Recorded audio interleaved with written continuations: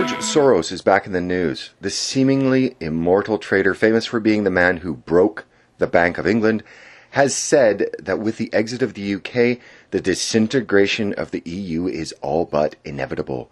As well, he has come out of retirement and is now actively trading, looking to reap ill-gotten gains from the chaos that he himself is helping to ferment. And this alone should make people nervous. But more on that in a minute. George Soros has donated more than $8 billion globally to his Open Society foundations. It would be easy to assume Soros is a figure of global popularity. Only he isn't. He's almost the complete opposite. He's fermented revolutions, undermined national currencies, and funded radicals around the world. Soros is Esperanto for to soar, and it was his father's desire to see the borders of Europe fall, and it would appear that he had a strong influence on his son. And as a Jew, he stated that his experiences in World War II, whilst working for the Nazis, imbued him with the desire for what he terms open societies. A large part of Soros's multi-billion-dollar fortune has come from manipulating currencies. During the 1997 Asian financial crisis, then Malaysian Prime Minister Mahathir bin Mohamad accused him of destroying the value of the Malaysian ringgit through his trading activities, and in Thailand he was called an economic war criminal. Most famously, Soros initiated a British financial crisis by dumping 10 billion sterling, forcing the devaluation of the currency and gaining $1 billion profit, thus earning him the title of the man who broke the Bank of England. Soros spends his ill-gotten booty on many things and in many ways. One of the more insidious activities he engages himself is the effort to control public discourse in Europe via his many organizations that create yearly indices, such as the World Press Freedom and Corruption Perceptions, which are financed by Soros through the Open Society foundations. Most everywhere Soros, his investments, and his foundations have gone, trouble soon follows. For all intents and purposes, he is a one-man Illuminati machine. His fingerprints are all over many of the most contentious issues, as well as on conflicts that have even gone hot, largely thanks to his meddling. He told CNN's Fareed Zakaria that he's responsible for establishing a foundation in the Ukraine that ultimately contributed to the overthrow of the country's elected leader, Viktor Yanukovych, and the installation of a junta handpicked by the State Department. This coup d'etat culminated in the War of Donbass that ended with over 9,000 killed on both sides and 22,000 wounded overall. As well, there were 1.4 million Ukrainians internally displaced and over 900,000 who fled abroad. Probably the most famous incident of this conflict was the shooting down of a Malaysian Airlines passenger jet, killing all aboard, an incident that neither side took credit for and both blamed the other. In Russia, charities funded by Soros have been banned, saying they pose a threat to both state security and the Russian Constitution. In the United States, he bankrolled and basically created the Black Lives Matter protest group by injecting $33 million into the movement. Black Lives Matter have also been described by many as a hate group. The financing of the Black Lives Matter and its fermentation of social chaos also led to the riots that thrice plagued the city of Ferguson, Missouri in 2014 and 2015, as well as the 2015 riots in Baltimore, all of which has led to a striking deterioration in race relations within the U.S.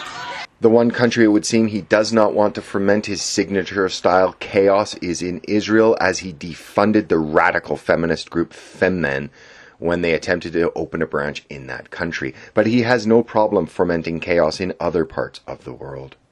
In May, Viktor Orban, the Prime Minister of Hungary, accused Mr. Soros, who was also born in Hungary, of deliberately encouraging the migrant crisis. This invasion is driven on the one hand by people smugglers, and on the other by those activists who support everything that weakens the nation state.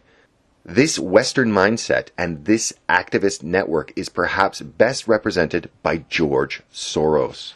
After it was revealed that Soros's NGOs distributed handbooks to migrants in the Balkans which offered advice on how they could illegally enter Europe, Soros was condemned by the Hungarian government.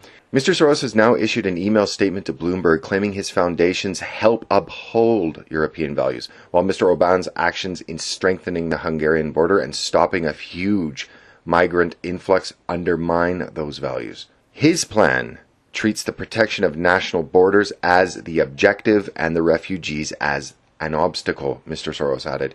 Our plan treats the protection of refugees as the objective and national borders as the obstacle. European Union supporter George Soros has claimed that Europe should take at least 1 million refugees every year and let them choose where they want to live.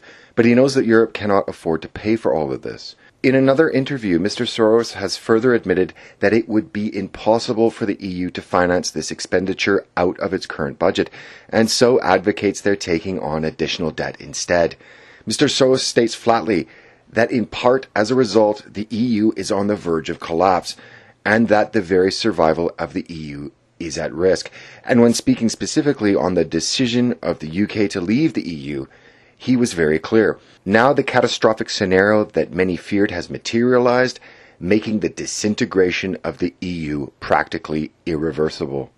It's also been shown conclusively that the Merkel plan for Europe is in fact the Soros plan. Merkel, it would seem, like so many other politicians, is just another one of his puppets. In his latest article for the New Eastern Outlook, American author, researcher, and strategic risk consultant F. William Engdahl narrated that what was dubbed the plan turned out to be a string of inexplicable actions, including the violation of free speech, all to indulge the controversial and current Turkish regime. All of those seemingly inexplicable actions from the once pragmatic German leader appear to go back to her embrace of a 14-page document prepared by a network of pro-NATO think tanks, brazenly titled The Merkel Plan. Indeed, on October 4th, 2015, the European Stability Initiative, an international think tank with headquarters in Berlin, Istanbul, Brussels, and Vienna, issued the Merkel Plan, a proposal for the Syrian refugee crisis, which was strikingly similar to the strategy that the German Chancellor has since recently pursued in Europe. Suspiciously, the authors of the ESI plan titled their plan as if it had come from the German Chancellor's office and not from them. More suspicious is the contents of the Merkel plan of ESI. In addition to already taking more than 1 million refugees in 2015, Germany should agree to grant asylum to 500,000 Syrian refugees registered in Turkey over the coming 12 months. In addition, Germany should accept claims from Turkey and provide safe transport to successful applicants already registered with the Turkish authorities. And finally, Germany should agree to help Turkey obtain visa-free travel. Sound familiar? The million-dollar question that arises then is who is behind the European Stability Initiative. Current ESI chairman directly responsible for the final Merkel plan document is Istanbul-based Austrian sociologist Gerald Noss. Noss is also a member of the European Council of Foreign Relations and an Open Society Fellow. And in no surprise, the European Council on Foreign Relations is sponsored by Soros, and it is Soros who is the creator of the Open Society Foundations. Thus, already it becomes clear that the Merkel plan is the Soros plan in fact. And Mother Merkel, as she is known to her millions of new male migrants from Africa and the Middle East, is also the inspiration to the Democratic nominee for the President of the United States, Hillary Clinton. And like Mother Merkel, the tentacles of Soros envelop not only Hillary and her husband Bill, but the entire Democratic Party of the United States. Soros is the man Viktor Orban hears when Bill and Hillary Clinton open their mouths on democracy in Europe. Bill Clinton said recently that anti-migrant countries of Hungary and Poland decided democracy is too much trouble. Therefore, they want Putin-like leadership to keep foreigners out. Hungary's Orban slammed Bill Clinton as a puppet of billionaire George Soros for supporting his plan to flood the EU with millions of hostile Muslims. Beyond the American campaign, the remarks made about Hungary and Poland have a political dimension. Mr. Orban said, accusing Mr. Clinton of repeating Soros-inspired campaign lines. These are not accidental slips of the tongue, and the number of these slips or remarks have been multiplying since we are living in the era of the migrant crisis. And we all know that behind the leaders of the Democratic Party, we have to see George Soros. And Thomas Poreba, a former advisor to the Committees on Foreign Affairs and Regional Development in the European Parliament, alleged that Bill Clinton's recent foreign policy gaffe over Polish democracy was merely him following the orders of George Soros. But it wouldn't be too far of a stretch. Soros is the #1 contributor to Hillary Clinton's run for the president. Moreover, WikiLeaks has released emails that show that Hillary had an open door for Soros, and they showed he conclusively held much sway over Clinton when she was Secretary of State under the Obama administration. Soros wants to curtail American sovereignty. Soros would like nothing more than to see America become subservient to international bodies. He wants more power for groups such as the World Bank and the International Monetary Fund, while even saying the U.S. role in the IMF should be downsized. He wants the destruction of the nation-states of Europe and the elevation of the EU, while at the same time destabilizing nation-states for his own profit. He's paradoxical, and while he helps flood the continent with millions of unassimilatable migrants that the continent can ill afford, not only has he said that the EU may not survive the crisis that he's helping to engineer, but that even if the bloc does manage to hold together, its future is bleak. He said that he saw Russia emerging as a global power as the European Union collapses, in much the same way the EU flourished when the Soviet Union started falling. And this brings us back to the news that George Soros, the convicted insider trader who broke the Bank of England, has stepped back into trading personally in recent months. The Wall Street Journal reports that Soros is betting against America, adopting bearish derivative positions that serve as wagers against U.S. stocks. In simple terms, he's shorting America.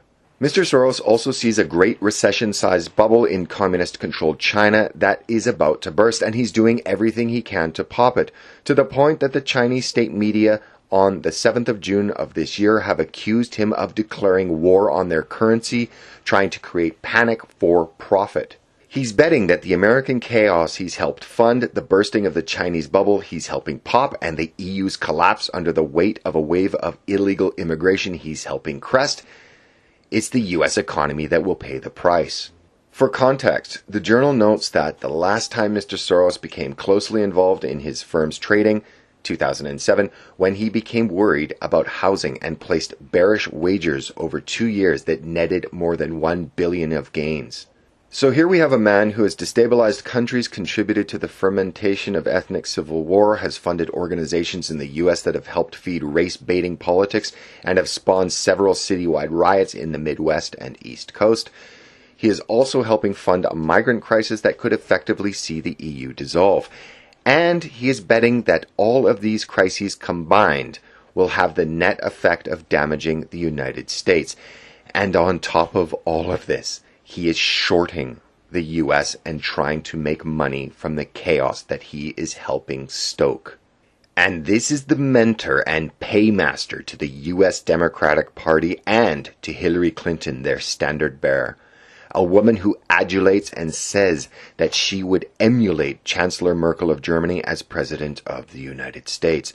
A chancellor who, using the Soros plan for Europe, will most likely go down as one of the most incompetent and hated public figures in European history.